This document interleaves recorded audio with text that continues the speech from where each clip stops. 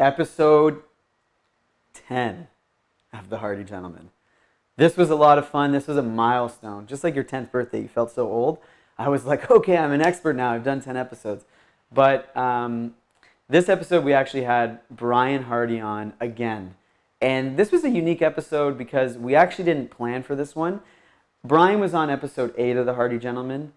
We did a whole conversation on his ayahuasca journeys, living in the jungle for 5 months, what that experience was like. He actually shared with us the most epic loss of virginity story ever.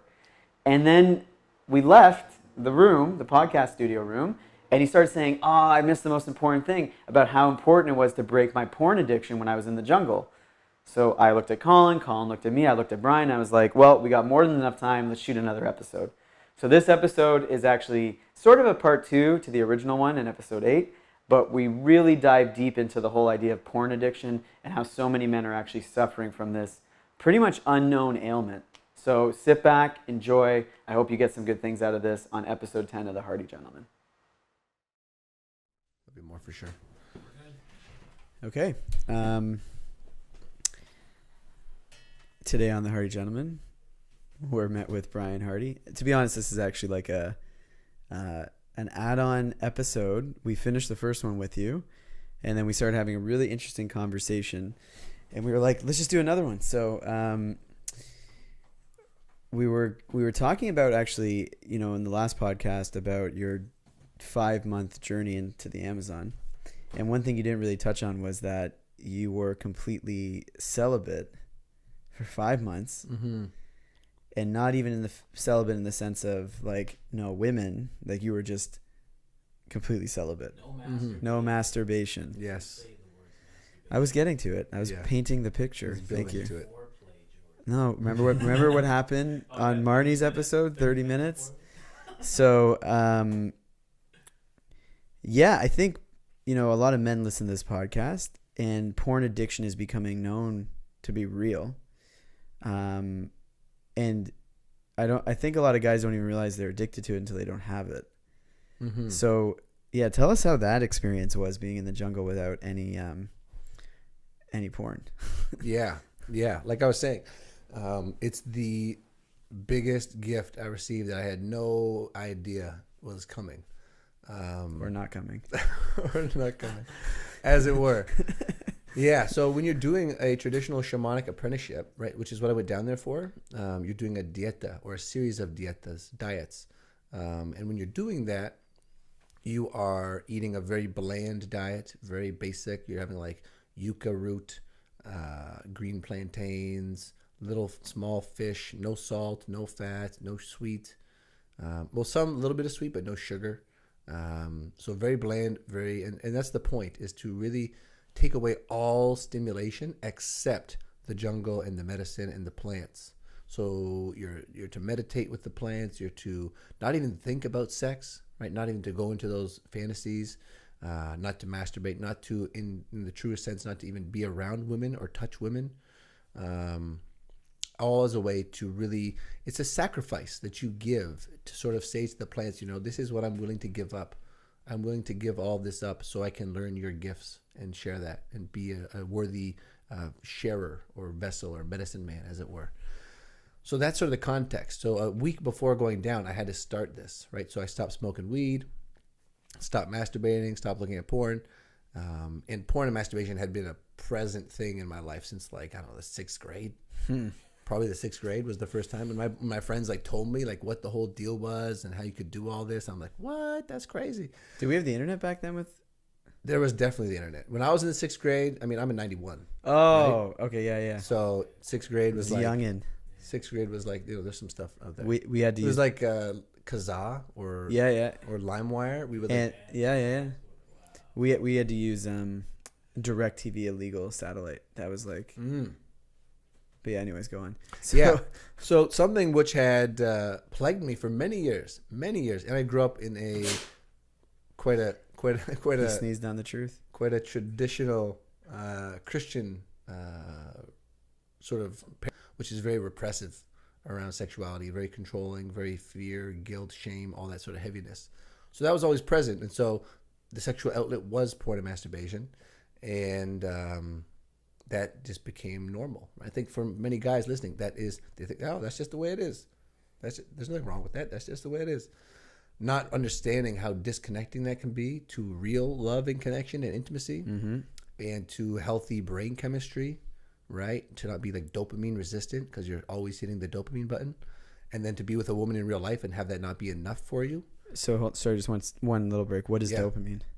So dopamine being a neurotransmitter that is associated with pleasure, a little burst of pleasure and motivation, right? It's like your fucking Facebook Messenger goes off. It's like little spike, right? Or you get like a wink from a hot girl in a bar or something. It's like, ooh, a little spike. It's like little motivating, energizing reward. Yeah, exactly. Reward system that's built into the brain and is hijacked by marketing and the internet and devices and porn and all these things, right? Because especially for men, because we're so visual, right? So to have the option of any kind of woman in any kind of position doing any kind of thing at any moment on your fucking cell phone, like as you're driving, if you're in school, like I can imagine in schools these days, kids are like watching porn in their desks and like it's crazy. Even like, it's not porn, but Instagram. Oh, you go like. I remember getting the Toronto Sun and going to that page 3 Sunshine Girl to get that Sunshine Girl look when I was younger. Like that is nothing now. That's like you go on Instagram, you get hundreds from the world, better looking, perfect angles. Yeah. And it paints this almost like impossible image of what a woman is going to be. Yeah, exactly. So anyway, so you took a week off. Yeah, prior to going. Yeah. And at this point, I had already been aware of Tantra and sacred sexuality practices. I'd been practicing yoga for 2 or 3 years. I got into yoga when I was really sick. And then shortly after found Tantric yoga as sort of a different path that infuses sexual practice and working with the sexual energy to transmute it and to not deplete yourself, but rather to, fill yourself up and be really vibrant and magnetic. So that was part of my practice, and I had some things in terms of breath work and being able to move the energy and work with that energy already sort of installed. And so I get there, and I think like once or twice, because this is the thing for most guys, they've never had a wet dream, a lot of guys. And I've only ever had them in times when I've stopped masturbating. It takes like usually half a week to a week, and then you usually have like a pretty intense dream, and you wake up, you're like, oh, I guess that happened. Go back to sleep, deal with it in the morning. So that happened, I think, twice while I was down there, in like the first few weeks while I was still relatively charged up with like nutrition and like, I lost like 20 pounds being in the jungle. And you're depleting yourself, right? No fat. So like no cholesterol, no steroid building blocks. And at a certain point, I just didn't think about it anymore. Didn't think about sex. Didn't get random erections. Didn't have wet dreams. It was like all my energy was going into other things. The energy that I did have while I sort of, ate my body and like starved myself in a way, right? And so it wasn't until I got back and I realized there was no pull. There was no pull towards that anymore. It was just like it left me. And has it stayed like that? It stayed like that. I've had maybe 3 instances where I've just been like super horny and like tired. Usually I'm really tired. My willpower's down. I just want to go to sleep. It's like, just quickly, And that's how it happens. But it's like 3 times in like 6 years or however long it's been, 4 years, 5 years. Really? Yeah. It's amazing. Yeah. With porn, not masturbation. Oh, okay. Just with porn. Yeah, using porn too. Because masturbation's healthy. I think it's a healthy thing, right? You're supposed to do it like if you don't have sex, so you're supposed to do it like every two weeks or something. Every 8 to 10 days, I think, is like the perfect. Yeah. Yeah. To not overdo it. Because even like your testosterone, I don't remember, but 2 weeks. it starts to dip right after 2 weeks. Yeah. So I think if you don't. So right on day 13. Yeah. And for the prostate, right? For the prostate, you don't want, Right. like I've heard John Gray talk about when he got really into Tantra and no ejaculation, right? Retaining everything, still making love, but retaining everything. And how he got prostatitis because of that, right? So, and there are practices you can do to like prevent blue balls, for instance, right? Different breath practices and yogic postures that will, prevent that from happening. But if John Gray wrote the whole Men Are From yeah, Mars and Venus and like 20 other books, and he's a master and he's hilarious. And he also was a monk at one point, I think. But so you don't want to go too crazy with it, because you can develop some physiological issues if you're not careful. But it allowed me to recontextualize and resensitize myself. That's the biggest thing that I've noticed, right? Is the resensitization that we need to do if we are going to really thrive, right? Because the internet so desensitizes us. And I'll never forget the last time I ever clicked one of those fucking shock video links, 2 Girls, 1 Cup, in grade 9. And I watched it and I was disgusted, and I thought, I'm not going to click these links ever again. I haven't. And I think we need to watch that now and show a reaction video. No. There are some people who Not still haven't recommended. watched it. Not recommend. I mean, yeah. You're supposed to see how long you can go without gagging. Either way. That's all just to say that because the internet is what it is, and if you're not careful, you can go in some real dark rabbit holes, and become completely numb to it, right? And I think that's what's happening to people with sex, is that men, I'll speak to men because I am a man, in particular, are numbing themselves to real sexual experiences and stimulation from a real live woman. But even if it is with a real live woman, there was this great documentary on Netflix, Sexual Revolution, I think it was called. It's about like what's happening now, and they're showing Spring Break, and it was like, you're the coolest dude if you sleep with the most amount of women. One night stands are the best. If you do that, you're a conqueror. You're amazing. It doesn't matter. And it's like, well, wait, like, in my life, all the best sex has happened with someone that I've built a real relationship with and got to know me and got to know that person. And it's like porn has changed that, I think, where, you know what? I want a girl this type today. And now I want a girl this type today.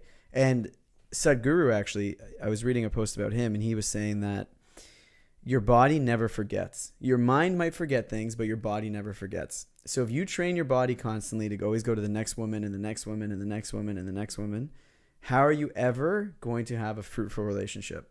And he was saying now you have teenagers who's had sex with more people than adults would have had in their whole life because of the new culture. So, he said it a little bit more wise, but I think when you were saying that outside, like 5 months, I'm like, that's intense. Well, it's interesting too, because I've seen this thread woven through my life more and more. Like when I first found out sacred sexuality was a thing, that was like the fucking gospel. That was like, this is like, holy shit. That's like, you mean we can heal ourselves and like evolve consciously by making love? Like that's a thing. That's a possibility. Like, holy shit. Why did they tell me this, when I was hitting puberty? Like what a different life. Imagine what a different life. You heard Sting, basically. That was it. The only guy who really did it. Like you would hear stories, but I got into Tantra or sacred sexuality when I was 20, probably around your age, 26. Had a terrible relationship. It ended, and I randomly came across an article, and I got sucked into that world. It was the same thing. It was like, this is so different. But it was interesting. The class that they would run, it was like probably 60% women. Most of them were divorced and looking to reclaim like their independence. And then of the 40% men, I'd say 90% of them were there to get a quick lay. Because they read like Tantric Tuesday. I think it was Tantric Tuesday or Sacred Sexuality. I can't remember the name of the class, but it was like, and then the 10% of us who were there were like, this is cool. Let's keep coming. But every week I'd notice the men would change because they didn't see that, these women aren't about like, having sex right now. Yeah. Like, because the first class was like, it was all about boundaries. We're actually gonna have Victoria on, one of my first teachers, and the thing was, this was here in Toronto. It was here in Toronto, in Kensington, okay. A place called Follow Your Bliss. It was called Follow Your Bliss. It was at right above, Pie in the Sky. Yeah. Right across the street. I forget the name of the studio. Oh yeah, I think I know the one. It might come to me. Yeah, Okay. there was this woman, Atia, and this woman, Dee, who would teach it. And I got there that first day, and I was like nervous. Mm-hmm. Got there like 20 minutes early. It's like, what is this going to be? And they're like, hey guys, like welcome. So we're going to talk about like boundaries and how to connect with someone, how to feel someone's energy and really connect. Okay, so break off. If there aren't, if you can't find, if a woman wants to be with a woman, that's fine. Men, you can be with men, it's fine. I'm like, what do you mean men be with men? I'm like, what is this? Yeah. And we sat at opposite ends of the room. You had your partner, and we were standing at opposite ends of the room. And the job was to have eye contact with somebody, and you would take turns being the leader. So you had to maintain eye contact, and the leader would walk, and the follower would follow, like identical steps. And it was up to the follower to say, okay, I'm uncomfortable. Setting your own boundaries. And I was like, what is this like? Where's the, and then the next practice was, okay, go back to back with somebody, and one person leads and one person follows. So you lead, and eventually you wind into this, magically somehow you always come into this like snake slithering energy, but you're bound together.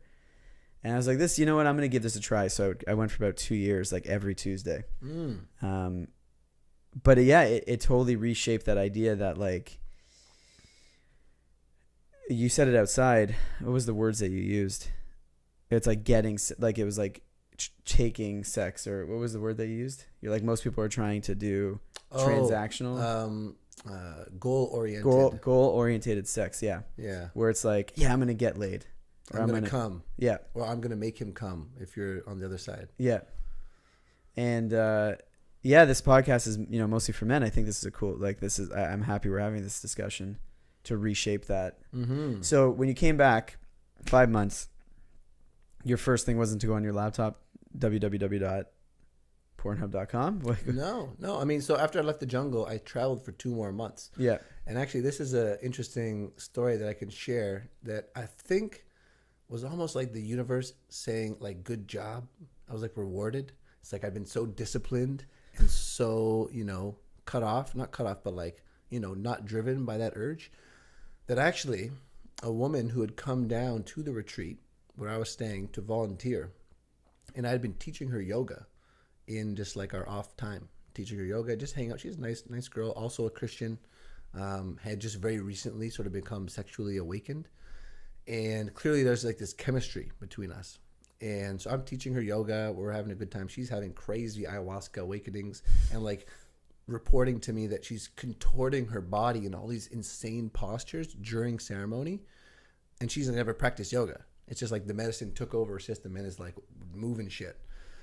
And right when I was ready to leave the rainforest, this whole story, I don't know how long I should make it, but essentially, I'm just gonna lay this and then we'll walk through it because it's a good story. I'd love to share it. Essentially, LSD created the most magical way for me. I was a virgin at the time, 21 years old, in the jungle. LSD enabled me to create the experience of losing my virginity, or not losing, embracing sexuality. Better way to think about it. Embracing sexuality in the middle of the rainforest. completely alone with this woman who I'd met from the States. Yeah. We had the whole place to ourselves. The whole retreat center was to ourselves because everyone else was in town doing like work and like doing like, bringing shit back. So we're there for like 3 days. My buddy who had been he's California. I'm not going to say his name, but he was a holistic doctor from California who was traveling with LSD. I'd never tried it at that point. He's like, I got some really good LSD. I'm like, sure, sign me up. I'll take it. I took it. Did 50 ayahuascas. What's LSD? I took it, and it was that trip that enabled me, that gave me the awareness to really see, okay, Bryan, there's chemistry here. You guys both like each other. Sex is a beautiful thing. This can happen. You can make this happen while you're here in the jungle. You can make this happen. So, like 2 days later, it happened. I mean, and all I said was like, it was something really awkward. I'm like, because we had like been giving each other massages, sensual massages and stuff. Amazing massages. But again, I was so inexperienced and so like in my head oftentimes and anxious. I'm like, how do I, make this happen? And all I said was that like, I think our bodies would work really well together. And she's like, yeah, I think so too. Anyways, 2 days later, middle of the rainforest, my private cabin in the middle of a rainstorm. Oh, dude. Jungle tobacco, cannabis, candles burning. That's how I entered the sexual realm. That's I'm In a going big back- way. I had one experience before that I just kind of forgot about, but that's my claim to fame. insane. It was like fucking. I swear, that's like Most God. of us in the back of my parents' car when they lent it to me. This guy in the jungle during a rainstorm, thunderstorm, alone, LSD, cannabis, tobacco, boom. That's so amazing. I know, right? One day you're gonna have kids and you're gonna be like, listen, your virginity's precious, and they're gonna be like, whatever, Dad. You're gonna be like, listen, let me tell you guys a story. This is how I lost it Jungle, they're gonna be crying. or Like, embraced it. God, Dad. You should that could be like a short movie. That could be like you could totally make that into like a short film. Yeah. Well, I want to. I've been actually thinking about all my marketing. I want to do as short films. I really have this director's mind, and I love creating content. I don't have amazing cameras or editing skills at this point. There we go. But yeah, short films. I'm like super drawn towards short films. Yeah, they're a good way to communicate. Yeah. So It's funny that you say that because when I got back, Yeah. and we had touched on this story and then went away from the story in the first podcast. When I got back, I met a woman and then connected with her and then ended up having sex with her in the back of my parents' van. And that was the situation that I then fucked myself with. And I'll share the whole story because it's good for me to share it. So when I was in the rainforest, I had picked up some sort of parasite. Probably picked up a few things. We're all, as we were talking about earlier with the amp coil, we all have stuff. And I swam in the Amazon River and I ate local food and I did all that sort of thing. And I would get these strange little, almost like acne, but not acne, little skin thing. It would come up, go away, come up, go away. I didn't know what it was. My mind started fucking with me. It's like, oh, you got some jungle fucking bug. You got to get rid of that. Even though I'm not really having any other symptoms except this little thing on my skin.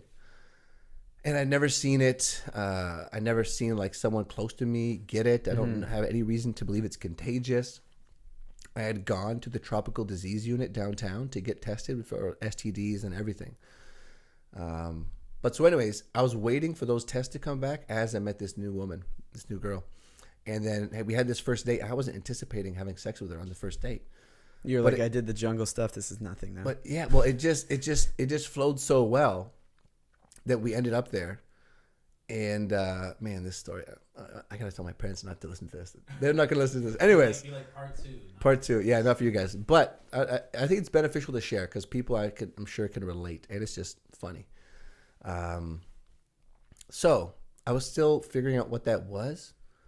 She tells me, "Oh, I'm on the pill, so we're good." And I'm like, "Okay, whatever." Mine just shuts off, right? I didn't have any condoms with me. She's like, "Oh, I'm on the pill." I'm like, "Oh, I should be clean. I mean, I've only had one partner besides you, so I don't think I have any STDs to transmit." So like, okay, I guess we're doing this, and ended up it was a really short. That experience was very short and sort of anticlimactic, but still enjoyable. I still felt great afterwards, but I ended up coming inside of her. And being like, oh, that was great, I feel like fucking awesome. I had this first date, met this girl, this happened, boom, all that happens. The next night, above my crotch region, these little things pop up. That happens, I send myself into a panic around. I just gave this chick fucking jungle STD parasite cum. You know what I'm saying? It fucked me so hard. My mind fucked me so hard with that experience that I ended up being anxious and going into a isolated depression for months. It was rough. Do you think ayahuasca brought that to you? That experience? Yeah. As a way to learn and move through? I mean, it's hard to say. Because she sort of stays with brought you a bit, that to right? me. This is true. They say the energy of, and I think potentially I never fully was able to sync up with ayahuasca because cannabis was and still is way more feeling like compatible with me. They say they're jealous. Some people say they're jealous energies. They're both feminine energies. Some people say they're jealous. Other people say they work well together, and I've experienced them working well together. I had never thought about that, whether it was part of like a learning. Because I hear that, I'm like, you were given this beautiful experience where like it was a real, to me it sounds like a soul bonded experience. And then you had more of a traditional experience and you were filled, like here you had nothing of anxiety, pure bliss. Yeah. In this one, it felt good, but it was like that traditional experience, Yeah. and then it was almost like I don't know. That's just what came to me now when you were saying that. Well, I like that as a meta perspective on it, right? Yeah. And the contrast of the two, and to be like, this is what happens when you don't, Yeah. you know. It's like it was just showing you that stuff on you. It was like, hey, look what you did. Yeah. Why'd you do that? Yeah. I love how that we were gonna have like a not too swearing podcast, but this has turned into it. It's amazing. That Yeah. was never the plan, ever. We're going real explicit with this one. No, I like it. No, keep going. Yeah. Um, Every podcast has sort of so done so far. has it? Yeah. Oh, okay. So after that, your test came back. Did All you clean. and everything? And she didn't get any like. No, she was fine, and she was a nurse. She was trained to be a nurse. And you like called her and told her? No, see that's the other mistake that I made is as soon as I had that urge of like I should say something or whatever, I just repressed it. I wanted to wait until I had the clean report to feel like, oh, I'm good before sharing. But that was eating me up. That was literally like fucking eating me up inside to the point where I couldn't enjoy our other experiences because she then came up to visit me. We went on like a day-long hike, ate some food, did yoga, had sex outside under a tree, like an apple tree. Like it was insane. It was beautiful. But the whole it was enjoyable, but I couldn't fully enjoy it because underneath was that gnawing, knowing that I was withholding this thing that was like killing me. When I finally did tell her, she's like, I don't think that's really a thing. She's like, I think I'm good. Like, don't worry about it. So she was super cool, right? It was all this self-created thing that I think goes back to my childhood and like having the shame, like sex is bad. Sex is wrong. Because I got caught looking at porn, not in the act, but like the fucking browsing history and like, recently deleted files. My parents were pretty savvy. So they just find that and then they're like, oh, what's this? And I'm just like fucking trauma. Like, I don't know how to explain this. Like, it's confusing. So that was in there. And I think that was triggered as a way for my subconscious to say, look, you're bad. You're wrong. You did this. Right? So it was manifested in that way.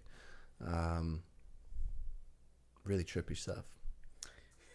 Yeah, that is. All to say that I now see conscious sexual practice and conscious relating and communication as like the thing that if people can get a handle on that, your whole life will transform. What do you think there are some steps for the average man that they can take to get to that state of because I'd say quit porn is probably a really good first step, but Yeah, definitely. let's say what other things do you think would be a good way to get men to having more positive sexual relationships and relationships with a lover? Mm-hmm.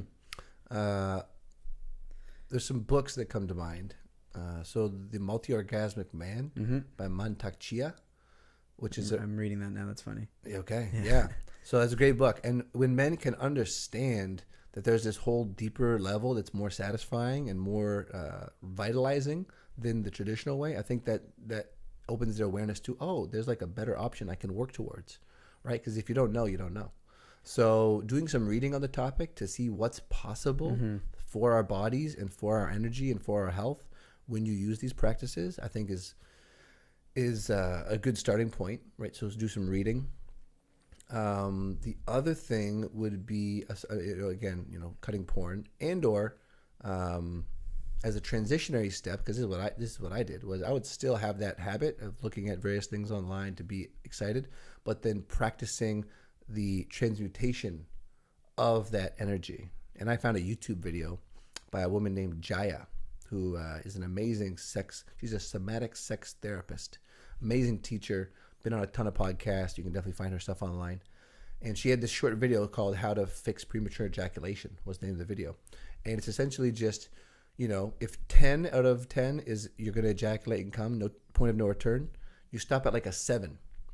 And you take deep breaths, and it looks like this. People that are watching or listening, you squeeze the pelvic floor, do a Kegel sort of contraction, breathe up your spine, and then at the top, you snort. You snort the last little bit of energy, all the while pulling up, right? Pulling that energy up. And at first, you probably won't feel much. But as you get better at this, you can literally squeeze your pelvic floor muscles and like breathe and have like a mini orgasm shoot through your body. Did she connect that to Kundalini at all?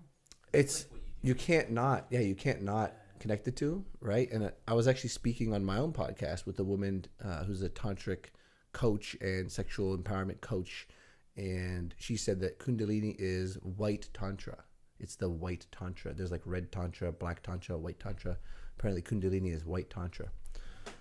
Is she in Toronto? Yeah. And so you do that, right? You inhale, and that's 3 times, right? That thing. And then that's 1 round, according to this exercise. And you do that 3 rounds as a minimum, 3 or 4, as a minimum, before you would then allow yourself to go to the point of no return and ejaculate. And she says by doing that, you've sufficiently infused yourself with enough of that energy that it's not going to be a net negative to then ejaculate. Yeah, because in the book Multi-Orgasmic Man, they're saying, I remember one line where he's like, a multi-orgasmic man said, after he finishes, that the pillow looks more exciting than his girlfriend's face, or more attractive. And he goes, because you're so tired, and you drain so much energy. Yeah. So it's interesting where she's, that she even said that, like, you're in a net positive. Mm-hmm. And you develop an intuitive sense. If you really just tune in and like ask yourself honestly, like, should I ejaculate? You'll usually get a pretty clear answer. If you don't listen to it, you'll usually be pretty depleted for that day, the next days. You might be more prone to depression. You're just not as sharp. Yeah. It's crazy. Yeah. Also, like lower back pain, they say, if you masturbate Really? too much. Because you're always in the process of chin up and shit like that. Maybe. Or you're burning out your adrenals or something. I don't know. No, I think there's all joking aside, I think Yeah. there's also a health benefit to being in more control of that. Like you talked about the dopamine resistance, but like that transfers to more than just, like, a porn addiction is more than just, this is just affecting this one aspect of my life. Mm-hmm. I think it's just furthering along the training of like next cool thing, next cool thing. Mm-hmm. And that neuroses you spoke about last time, on like the last episode, I think it's just more enforced Mm-hmm. when you have that. Mm-hmm. Yeah. Actually, as you actually said that, I unfollowed every sexy girl that I had on Instagram. Wow. Because that's a big thing. Like right Yeah, now, man. you did that? Yeah. You got fucking asses popping up with all Yes. glistening, and it's like, Yeah, actually, You're exactly right. 100%. I was saying to my friend the other day, I was like, like way back in the day, a man from Italy had no idea what ass in Brazil looked like. And he just wasn't going to know. That was it. Aziz Ansari talked about that. He's Mm. like, well, he didn't use those words, but he was like, if you look at your grandparents' generation, your wife you found in the village. Your parents' generation, maybe university. So you get from neighboring towns. Now with us and like Tinder and all these things, traveling, internet, it's like, it's a nice thing in a way because of the diversity, but the choice is so overwhelming that people can't and I think this relates back to porn addiction. Like, guys can't just be like, I love this woman, I'm gonna stay with this woman. Because 10 minutes into looking, you found another one. And you're like, okay. And look, eventually all So of us many eventually get used to whoever we're with, and they get used to us. Mm-hmm. And without willpower, it's like, let me go to the next thing that's the complete opposite of what I'm with. Mm-hmm. That book it's a good book. Modern Romance. Mm. Yeah, Is and the author there? Aziz Ansari is a comedian. Actually, his Oh. show Love, is that He his wrote a show? book? What? Or Master of None. Oh, yeah. It's based off, like, that book came first. Okay. and then- They made the show based off. Well, there's just aspects, like, do you remember the speed dating, or like the, So pretty much his philosophy. yeah, is- it comes through. So like it's a lot about relationships, that show. Mm. And so, yeah, I have the book. I'll lend it to you. Mm. But yeah, I think, like, you see it now, like, we're in what, you're in your late 20s, we're in our 30s. Some of my friends are getting married. Some are in long distance relationships or in long-term relationships, but most are, Yeah, they're getting hitched, having kids. but most No, you're aren't. saying most aren't. Most aren't. Oh, Yeah. most aren't? No, in the Yeah. city, I find that most aren't. Oh. Yeah. You must have disconnected from people in Richmond Hill. Because that's all they do. Well, it does seem like more suburban life, right? Yeah. That's what you do. You get married, you have kids, you buy a home, right? And I'm all for, and it opens up the whole discussion of polyamory, right? And So are you a polyamorous person by nature? It's hard to say if by nature. I think if I look at like my physiology, like the animal body, would say yes, right? Because it's like, you crave novelty, right? And I mean, depending on what site sources you look at for how hunter-gatherers tended to, work, different cultures have different practices, right? Some are more open, some are more, marriage and that sort of thing. But I tend to vibe more with the philosophy of polyamory. Putting it into practice is something that I'm just sort of, I think, on the edge of. Like, are you okay? But it's not. Go on, sorry. But it's not promiscuity. I'm not interested in promiscuity, right? Which is casual sex. I'm interested in deeper, sort of, sacred context, soul connecting experiences for ultimately, healing, growth, evolution, creativity, right? Demisexuality, almost. Yeah. And not to deny that you got to take care of the physical body, and like we just work better when those needs are met. Mm-hmm. But I see myself sort of as a bee in a garden of beautiful flowers. And there's so many flowers to explore and pollinate and develop relationships with and learn from and taste and smell. But are you okay with women doing the same? if a bee comes into one of those flowers, another bee? Maybe not at the same time. Like No, but like yeah, no, I am. let's say, that woman, have you spoken to that woman from the rainforest ever again? Briefly through messaging.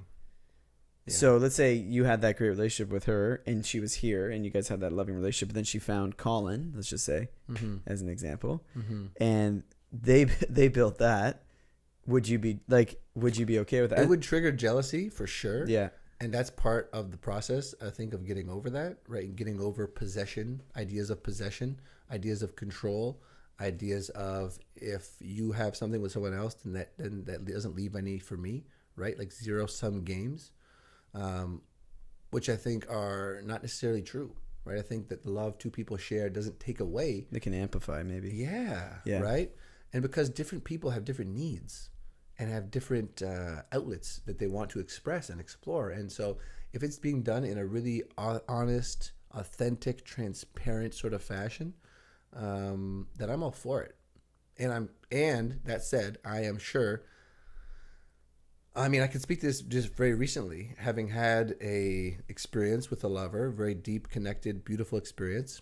And we have agreed, the agreement so far has been that this is not an exclusive relationship. Right? Neither of us are looking for that. So that having been the agreement, she then actually shared with me, because we were together and then we spent a night apart and then we spent some other time together. And she had a connection with someone in that time that we were apart and felt obliged or felt like she wanted to tell me. And in the experience of receiving that, I went through that whole range of like pangs of jealousy, fear of loss came up, like fear of future loss. Mm-hmm. Because like you found something so good, you want to like protect it. Fear of future loss. Yeah, as in like, okay, this might not last. When nothing lasts, right? Nothing is gonna last. So it's like I'm seeing that approaching relationships in that way and having sex be more of just another way to communicate and share affection, instead of some like, now we're like bonded and you're mine and I'm like. That can happen, of course, and if your goal is to build a long-term stable foundation, then that's probably the way to do it. But I really love the idea of compersion, and I've trained myself to be able to have that, right, where you appreciate and are almost inspired by connection between other people, right? They become like a muse almost. Yeah, kind of. It's like you can see that and you can just appreciate it for what it is. Humans having a shared experience of pleasure and connection that doesn't have to mean anything other than what it is, right? I don't have to attach a story to it. But we seem to attach. Because that's the narrative our culture paints, right? So when I was in that Tantra course, there were a lot of polyamorous people. And often you'd actually hear, like, you had your main partner. Primary play partner. That's the term I like. Primary play partner, the triple P. I like that. And that relationship would get stronger the more you had better, like you had good connected relationships outside of that one. It'd almost make you appreciate the main partner more. You'd have more love for them because you're a more loving person. It was an interesting concept. There's actually a book, and I can't remember the name. It's about this woman who worked with another woman, and the author was married to this man. And the woman that was working with her came up to her and said, "Hey, listen, I'd like to actually enjoy you and your husband at the same time. Like, would you be open for it?" And she was like, "Oh, this is interesting. I don't know." Like, the jealousy came up, and they agreed to it. And they had like a 6-month relationship, the three of them sort of dating. And then what happened is the husband and the girl, like the side girlfriend, were like, "Hey, we sort of want to just have fun together now without you. How do you feel?" And she was like, "I was really jealous, but I said okay." And that continued for another year. And then they broke it off. And the wife actually helped the husband through the grieving period, even though they were still together. And they said that was one of the moments that brought them closest together was that whole thing. Wow. And I heard that and I was like, that's a big paradigm crasher, like compared to what you were born with and the programming that you had. Yeah. It's like you cheat once. You have one slip up, one sexual whatever outside of this, and it's like it's done. It's over. People just want to throw everything away. There's a good documentary on Netflix now. It's called Explained. And the first episode's on polyamory. And they talk about that. They said that exact thing. Like, so you're a loving husband who provides for his family, does all these amazing things, and you stepped outside your marriage once in 20 years. You're terrible. Yeah. So all those other great things that you've done Don't mean anything. don't mean anything. Yeah. Because you want to divorce him and take half his shit, and it's fucked up. It's so fucked up. And even like, yeah, families get ruined. And but it's because that's what we were conditioned to think. But, you know, even Jordan Peterson was saying, like if you look ancestrally, half your you think you have the same amount of women as men as ancestors. You actually have double the amount of women as ancestors as males. And a lot of that's because, and so like it is sort of programmed in us in another way. It's like all these conflicting programs that are ancient and archaic. It's so weird that you guys bring this up because in Barbados, my uncle was telling me he's like your grandfather. He's like he had me. He's like at this house. He's like because he's pointing at the street I live. And he's like, and then imagine 3 houses down, he had a baby there, and 3 houses down, he had one there, and then like over there he had one, and over there he had one, and they all knew about each other, and all the kids knew about each other. Like it was fine. Like he would just go and do what he had to do everywhere. Yeah. It's very odd that you're saying it's such a new age thing, but like It's actually probably But more also ancient. not. Yeah. but I guess like in the Caribbean it's like a different kind of Culture. sex. Tribal in general, like that Explained documentary was talking about it, where like the chances of your dad dying was so high that almost everyone became the father of you in the tribe, because like it was about communal survival. Yeah. I don't know. It's And funny that's what would happen there too. That like a certain people would like step up if like for like my mother, her mother wasn't around, so like someone stepped in for 4 of the kids and she took care of them, and like, that was her mother until she was old enough to leave. It's fucking weird. It's beautiful. I really think I really think it's inhumane to expect just 2 parents to raise a kid while working in the modern age, right? That's what, and they send the kids to daycare where they have one person looking after like 30 fucking kids. I don't even know what the daycare reality is like. I mean, I'm sure there's a whole spectrum. a stranger. It's a stranger who doesn't care, and all these weird other kids. And like, I would much rather, if and when I have kids, I'm gonna do it in the context of having, you know, uncles or siblings or other people to co-parent and co-raise the kid. Yeah. There's a tribe. Just one last thing. There's a tribe in Africa, the San people. They're like the most ancient people. Very, very interesting. African Bushmen. No written tradition. Everything's oral and a lot of dancing. They tell stories with dance. They dance for everything. Someone dies, they dance. Someone, you know, it's all dancing and celebration and like embodied stuff. And in their culture, the parents' only role is to love the kids. All of the discipline, all of the correction, behavior-wise, the socialization, the teaching of skills comes from the grandparents, the uncles, the aunts, the older brothers, the older siblings. So as a human who has this innate need to have this, mother primarily, father as well, source of pure love and acceptance, right? To give you that solid foundation, that's provided for, is built into the culture, because you're never going to feel like, I'm sure we've all had experiences where maybe your mom is punishing you for something or disciplining you for something. And then that makes your undeveloped brain think, oh, this is my source of love, and now they're cutting the love off.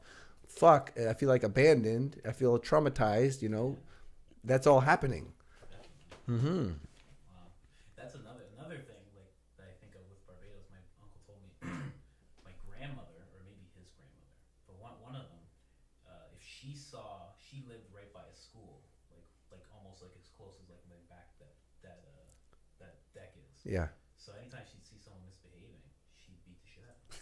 And the principal would be like, "Good, you probably did something wrong." If she came and beat the shit I don't think that works. I don't think that works in North America. No, you'll go to prison real fast. Yeah, of course, but in Barbados, especially all the way back then. Yeah. Well, now parents can't. Yeah, sorry, go on. That's You can't spank your kid, right? Is that? No, yeah, but there it's fine. There it's still fine. Wow. yeah. You're probably. I'm more in with that though. I think if you have that at a younger age, you'll have less assholes or less people that I think to a certain extent, you don't want to like beat the crap. But yeah, no, one even- good smack, one yeah, good that's smack. correct. I mean, but like in terms of like today's standards, that's getting your ass kicked. I mean, she'd take up branches, but Yeah, even in just one, that's a lot. It's all it takes though. Sometimes, Yeah, all you need is one. in and that's an act of love. I think that's an act that of is love. well. Well, it's a kid, but you're seeing the adult being an asshole. Yeah. And you're like, you gotta correct that before they actually become that adult. Yeah, So they highlight that in Mad Men, in like season 1, episode like 4 or 5. It's where the Sally, the daughter, is having a birthday party, and one of the kids does something wrong, and a parent that's not his parent smacks the kid in the face and says, like, fix your stuff. And the father or the mother of the kid that got smacked said, "What just happened?" And I was like, "Oh, he's gonna, he's getting crap." That like the guy who smacked. Oh, he did this. You should listen to Mr. Da da da or whatever, and go like no anger towards the random guy who did that. mm-hmm. But so yeah, porn addiction. We're gonna get back to porn addiction. yeah. Bring No, it I back. think I think these are all related. Like I think it's I know men want to have this conversation. I've been in so many of these conversations. Like guys are like, oh, like that whole polyamory, monogamous, and I think people get really scared to have that conversation because they don't want to hurt other people's feelings, and they don't want to be seen as something Unacceptable. unaccepted. Yeah, definitely. But like you said, fear of loss is a huge thing when it comes to jealousy and everything. Mm-hmm. and what's funny is love is abundant, so you're never really like But you just want it all for some reason. Because that's what we're talking your about. ego does. Yeah, Mm-hmm. Yeah, true. your ego does that, and that's like the fact that you recognize that you're like, yeah, it's loss and Yeah, that is guilt a very and Mm-hmm. deep internal conversation to have with yourself. Yeah. Well, and it was the other thing that came at the end of that was that I felt very honored and respected that she felt obliged to tell me, right? Which then again bonded us. well, you guys are being more authentic probably than most committed. Mm-hmm. Instead of lying and Yeah. and everything. Yeah. Exactly. And then it was like, okay, work through it. Now we can get back to enjoying each other. So when you talking about loss, I'm assuming you fell in love with that woman in the jungle. Not really. No. I mean, I had a lot of affection for her. Is that when the Tarzan hair I had a came? lot of. I mean, that was when it really started in earnest. When I arrived in Peru, my hair was, shorter than yours, and then I haven't had it short since. Oh no, I had it short once. But I had a lot of affection for her. But honestly, I still had so much overthinking tendency. Right, that's where over intellectualizing, and I've seen through my life and apparently through my astrology, it's like a gift and a curse. When are you born? What month? December. Oh, me too. Yeah, Sagittarius. Me too. We're the same. Yeah. Overanalyze. Well, yeah, no, exactly. And so it can be a great gift, right? And in those instances where you can work through it and be aware and then share and then move on, it's great. But so with that woman in the jungle, so shortly after that, we went back to the city, and I was sort of figuring out my next travel plans. She's figuring out her travel plans. I'm running around town trying to buy all the herbs and tinctures and stuff I want to bring home and make various concoctions and things. And I guess I felt like, I don't know what I felt like. Like it was You didn't ghost her, did you, in the middle of the shopping? no. We would still see each other and Yeah, hang yeah. out and have meals and enjoy our time. But actually, it wasn't until I was about to leave that, because we weren't staying in the same place all the time. I was at a hostel. She was at a different place. It wasn't until I was about to leave where she had come over into my hostel and we were just lying on the bed together. And immediately, feelings start to go and arousal starts to build. And I have like a taxi come to pick me up for my flight. And I realized at that moment, Bryan, why did you spend the last like week in this town running around trying to do all this shit that honestly doesn't really matter? Most of those herbs that I spent so much time acquiring went bad because I didn't use them. So I spent my time running around trying to get all the material shit from the jungle that I wanted, instead of just having like a beautiful sort of honeymoon sort of effect with this new lover. True. So we never had another. We like kissed a little bit in that moment, and then I was like, oh, I gotta go. Long story short, you don't fall in love with anybody in the jungle. Yeah, like I don't know how you top that. I don't know how you top that, man. That story's like, it actually reminded me of the reason I was asking. One of the tantric teachers I had, this guy Kai, he's an Israeli guy, but he moved to India, and he told us this story. And he tells this story actually often. I've heard it a few times now. But when you hear it that first time, you're like, wow. Where he went to an ashram, and the monks or whoever it is running the ashram, it's a lot of like older women. They'll look at you, they'll look at another woman, and they'll energetically match you. So they're like, if you're there and this other woman, they're like, okay, you guys are matched. The second you're matched, for 1 year, you're not allowed to say a single word to each other. And you get taught how to be a good husband, lover, provider. You get taught a ceremony that you have to do perfectly. And if you don't do it perfectly, you actually don't get to meet the woman. And the woman learns how to be a good wife, provider, and same thing, a ceremony. So for 1 year, you're sitting there, you get sights of it. Like you see her there, you get really interested, you get more attracted to her. He's like, as that year goes on, you realize like, okay, like you start noticing the beautiful things about her. Absolutely love her after a year, for sure. But you don't see her. Like The Bachelor. Well, Yeah, you're physically separated. yeah, like you sort of see her, but you can never have a conversation. Then after you do the ceremony, that's the first time you're up close to her. You get put into your shared room, and you're left in this room, just the two of you. So for a year, you've been building this like tension. And he's like, that was the most mind-blowing sex he's ever had. And he goes, but for the first like few hours, they're just staring at each other, like, because it was built up. The caveat is, after 1 year together, you made this agreement before you came. You look at each other, you give each other a gift, you turn, you walk away, and you never speak to each other again. Oh, after a year. After a year. And then you have that sex, and then you never talk. No. No, You have a there's year a first together. year, yeah. First year's prep, then a year together. And then you're So you're supposed to learn how to fall in love, and then you're supposed to learn how to experience deep loss. Because most of us won't separate from situations because of that fear of deep loss. But you're forced into it. You're never allowed to speak to each other again. Like, that's the agreement that you made. wow. And he's like, that moment was the most challenging moment he's ever had to go through, ever. You can't call that, like, you spent a year, like, think about it, all the stresses of a normal relationship are gone. There's the two of you in this beautiful ashram. All your food's provided for. You're in this little situation where there's nothing bad's going to happen. And you were taught for a year to prep for it.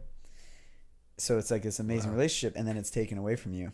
That's so weird. I love it though. Well, that's most people's it's great deepest training. attachment. It's Yeah. such great training. You know, there's a Black Mirror episode that's exactly that. That's with the technology. No, but It's the exact same thing, basically. It's not prep and ceremonies, but it's like, have you seen the episode? the one where they're like the simulation keeps going 99. Yeah. That's basically. But they end up together at the end in the real world. Yeah, exactly. That's what I mean. But that's basically the same thing. Yeah. While they're like these computer programs having sex over and over and over and over again with different partners. Finding the best partner. So it's like the virtual you went through that whole experience. To find your Bunch of soulmate. people, and then find the soulmate, and then you actually in the real world are with the soulmate. The virtual you was like fucking like a madman Wow. to find your lady. Wow. Wow. Which is going to be possible soon. Then that brings everything down to mathematics. Like, it really is. It comes down to a math game. Well, I think we're going to see a massive potential shrink of the population. Less people having kids. Well, Idiocracy is becoming real. Yeah. Yeah. Have you seen that movie? Oh, you got to see that. Dude, and like the IQ of the world is actually dropping, so it is becoming real. Yeah. So this movie, Spoiler alert. well, it's 20 years old. Yeah. It's really good, I though. haven't seen it. King of the Really Hill. good. I'm Really going to give you the opening premise. So King of the Hill creator Mike Judd. Mike Judd made the movie, I think. Right? I'm not sure who Well, made we it. can look it up. So the premise in the movie is that they show these two different families. The typical Western family, like high performer, like they show wife IQ 141, they show husband's IQ 139 or 140. They're overachievers, they've been married, and it's like they start the interview off like, hey, do you guys want kids? Yeah, we do, but not right now. We want to build our careers. We don't want to worry about it. Mm-hmm. Then they show Cletus in Texas. And he's like having sex with one woman. Then there's another woman down the street, like what you were saying. And over time, like they flash forward 5 years. Are you guys thinking of having kids? That first, rich couple. They're like, well, the market's not doing too well. It'd be really dumb to have a kid right now. Like, this is not the time for the market. We got to wait till the market. I feel like I've seen it. And you probably have. Because I can just tell the other people are like, yeah, we're going to have a kid. And the other one, it's like by that point, like It's got a whole he has army. 5, and then his kids are starting to have kids, and this like massive map of like Oh, 200. And then because they're dumb. Yeah. So over time, the lower IQ. But that's not true. I know, but I think it is to a degree, right? There's orthodox people who are like, no, I know it's an exaggeration, Yeah. but I think there are more people who are choosing not to have kids. And the ones who are having kids oftentimes are not fit to have kids and to raise healthy kids. I think there's a big amount of people who are, but yeah, I think sometimes Like the people I know who got like pregnant in high school and shortly after should not be having kids because they come from this like foundation of brokenness, and it's just going to perpetuate, right? Just adding one more thing, one more unhealthy, dependent human on this already stressed system. rather than a foundation, it's like almost like adding to the pile. Yeah. Yeah, which brings back to this whole polyamory thing and why I envision having, private getaways, little oases, off the grid living setups where people like us that are tuned into health and we're smart and we want to evolve and be spiritual and connected have these beautiful communal sort of things that we can help raise each other's kids. And then those healthy, smart people connect and raise superhero kids, right? It would be very beneficial. It would be like exactly what you're saying, but with like smart, healthy people. you just got to worry that Yeah. the feeling of a cult doesn't come up, because that That's- brings me right back to the 70s with all those Osho. Osho. Man, did you watch the documentary? I haven't seen it all Oh, yet. ho, ho, ho, ho. Yeah. What episode are you on? I've only seen the first one in a bit. It gets real. Yeah. It's serious. Yeah. And yet, I don't want that. I don't want the stigma of failed experiments to prevent us from doing further experiments. Yeah, and I think that's a Yeah. shitty thing that happened with Osho. Is Mm-hmm. that people can always point to that and be like, oh. But it wasn't I just don't him. wanna spoil it There for were a you. few Yeah. of them, but I think the biggest difference is those all had a leader, Yeah. like the One cult, figurehead. the one figurehead leader. What you're talking about sounds more, Communal, egalitarian, which is the hunter-gatherer way, right? but a kibbutz. I don't know, like in Israel. Like, yeah, I don't want to spoil it for him, but like, yeah, like Osho was the leader. Mm-hmm. No, he yeah. But at a certain point, like he became, I might- at a certain point, he became very godly, Yes. where he wasn't around. He was named Bhagwan. And Mhm. Well, that's what she said, but if he just stayed that way, I think they could have done it. Mm-hmm. Like, there shouldn't be a Yeah, leader. you can't get too big. Yeah, there shouldn't be a leader, but like there was in the sense of like he was like God at that point. Well, and that's why I think if you look to indigenous cultures, they have like a council of elders, Yes. right? Those are the people who make the decision. They weigh all the opinions. You have the talking circle. Everyone says their piece. You pass the stick. You burn the sage, the old-fashioned way. And you get clear on what's going on and what's best for the tribe and the community, and then, make a decision. And everyone has to agree to that, right? And if you don't, you're free to leave, right? No one's keeping you there, right? You're there by choice. Yeah, Um, that's true. and so I see pockets of this and like this concept building. And I really think that as we move and as consciousness evolves and the stars and planets do their thing, which if you're into astrology, I got to send this guy's video to you guys. And the last full moon, he talked all about how it's all about healing sexual trauma, stepping up into good work, and really writing a new story. Sexual trauma? sexual trauma in particular. But he says now is the planets are literally aligning to give us these opportunities to like write a new story, make a new way, work in a new way, love in a new way. Like it's like in the It's stars. interesting that the Me Too movement's becoming bigger too, right around that time. I heard that June is all for that. Like this June because of like the cycles. The last June, Cycles. like 2 days ago. Yeah. Mm. Yeah, it's. I'm just so into the conversation that I didn't realize the camera stopped for like 10 seconds. Oh my That's okay. god, no. We lost those 10 Do we have a time seconds. check? Time check. Oh yeah, you're okay. You're like at, I don't know, 40 minutes. But yeah, I think So to surmise all this, Mm-hmm. so some men have some things to do, Yes. and this mixes in with the podcast we had earlier with Julian when he was talking about like putting in new habits. Yeah. He was saying like you got to do achievable habits, and like, and you had Julian, I know, on your podcast. Maybe all you do is take on the one thing first. It's like, you know what? No more porn for 2 weeks or a month.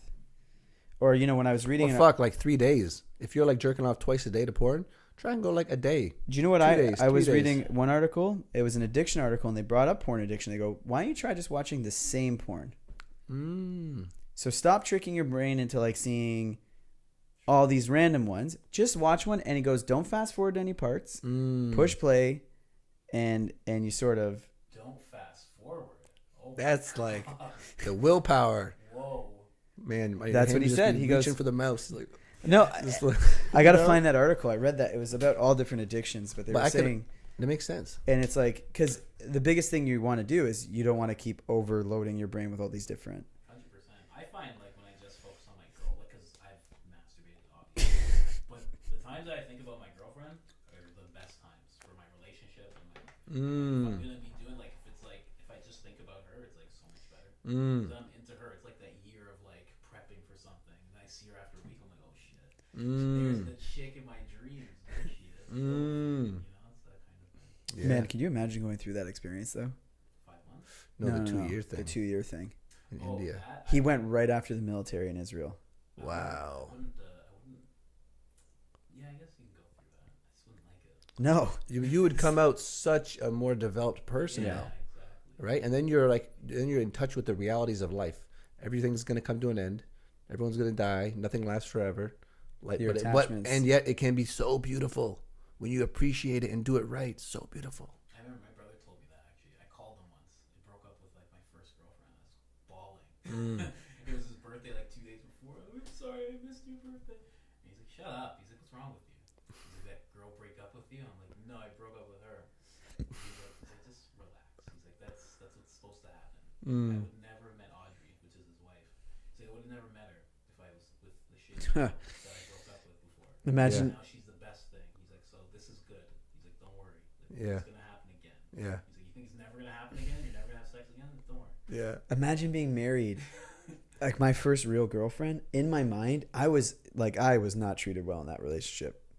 I had no backbone. She did a lot of, and whatever. She was young. I don't even know if she knew what she was doing.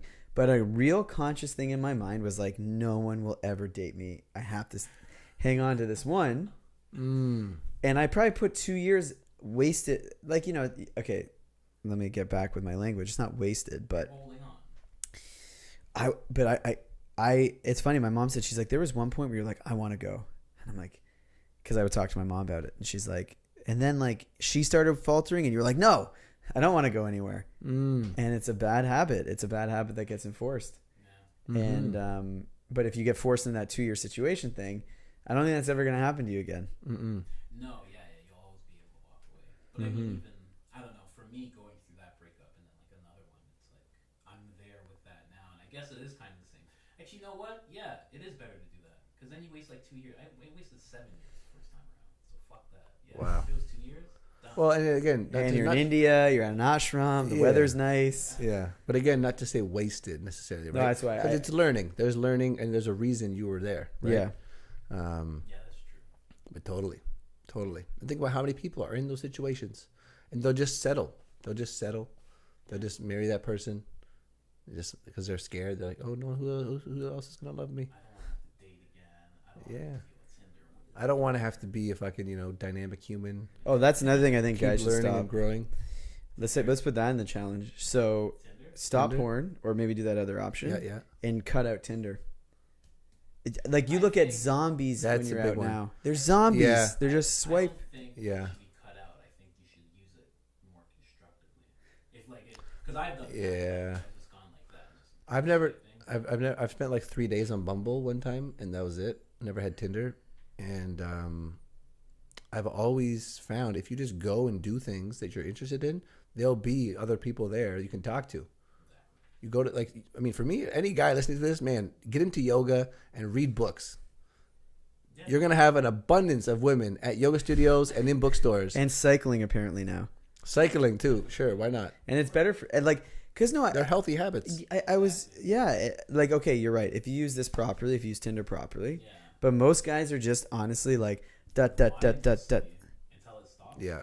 I even had one girl that I knew that had a date with a guy, and they met on Tinder. And she went up to go to the washroom. He was so addicted to Tinder. Pull that out. This girl's she's gorgeous. Yeah. And she told me this. I'm like, there's no way. She came back from the washroom and he was on it. And she's like, oh, you want to play that game? She pulled out her phone, swiped. Oh, look, that's a yes. That's a yes. That's a yes. That's a yes. And the guy was just like I give her props for doing that to him. Yeah. But could you you're on a date. You have but it's that always looking for the next thing. No, Yeah. He probably didn't even realize. He's so addicted to Yeah, it. he's like a Probably was robot. Fuck this bitch. He's probably just like on his phone. Unconscious habit. Someone messaged him, and then all of a sudden he just pressed there and saw a tit, and then all of a sudden he just like, oh, Yeah. Exactly. like, Exactly. Exactly what happened. It's weird. That's Yeah. why I deleted all those girls as soon as you were mentioning that whole addiction thing, because you just gotta neutralize it, take it away. Yeah. There's no need. But that's a good step. That's a good step. And then I think, cutting out, so actually one thing I'll give Andrea credit for this one too.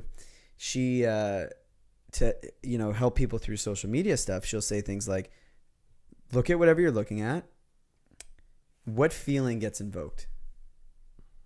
So if you're following somebody, what's the actual feeling that gets invoked?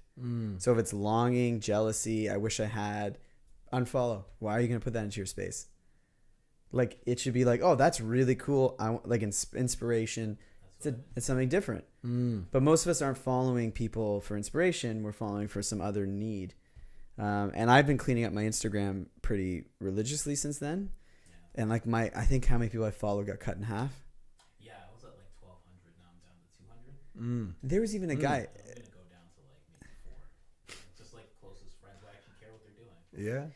Maybe Yeah. some artists. Yeah, some artists and Nowadays, and for any men that are listening, you can follow hashtags. You don't have to follow people exactly. So you can just put a hashtag that you like of things you like and just follow that. Oh, I gotta know how to do that. I don't even know how to do we'll that. show you. Okay. But even I went to the football game there with me and Mike went. Yeah. And there was a guy on the bus, and his girlfriend got mad at him because he was following 1,000 people. 900 of them were girls he didn't know. Like, what are you following 900? And he's like, yeah, I can't believe she's mad at him. I'm like, what are you following 900 girls you don't know? Like, what are you getting at? What's that bringing you? Yeah. What's the positivity? I did that with Facebook too, and then I was talking with my buddy John that I think he met in LA when we were out there, and he was just like, I don't collect friends. He's like, there's no need to collect them.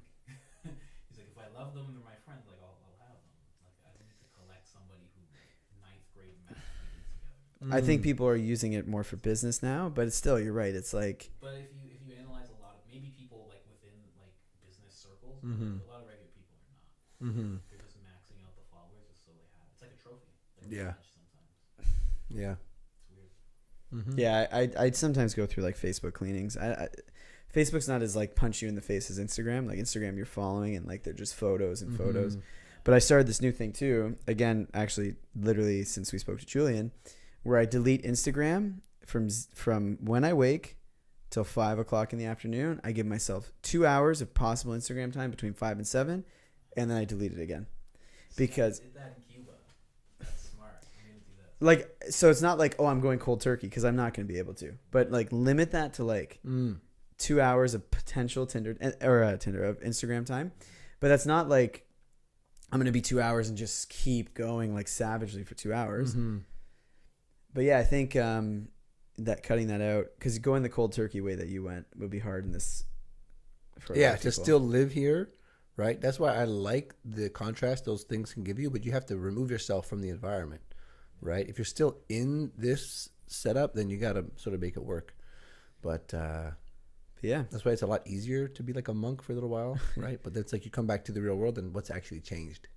Have you really grown that much? Have you really changed? Sure, you can be enlightened on a mountaintop, but when your fucking partner's yelling at you or your family's triggering you, you know, does it transfer? So That's so true. That's so true. Yeah, I think of that. I forget who said it. It was somebody like a priest is. It's easy to be a priest when you're like in the church. Oh, But like to be like in a strip club, like how would that be? it's like the Pope being his papist. Yeah, I know exactly what you're talking about. Yeah, I forget. I think it was either an interview or a show or something. But like it's so true. Like imagine that. How would they be able to handle themselves? mm-hmm. I think that's a good way to end this episode. This was a really fun one. Yeah. We're gonna bleep out all the swear words before we post. Sorry it. about that. No, man. So- I'm kidding. That was. Okay. I like true communication. That was good. Yeah. People swear. Keeping it People real. swear. I think there's some good stuff there that men can start implementing. Mm-hmm. I like it. We went well past an hour. I just I felt like we should. So. Okay. Well, Good stuff. that's us signing off. Peace. Peace out.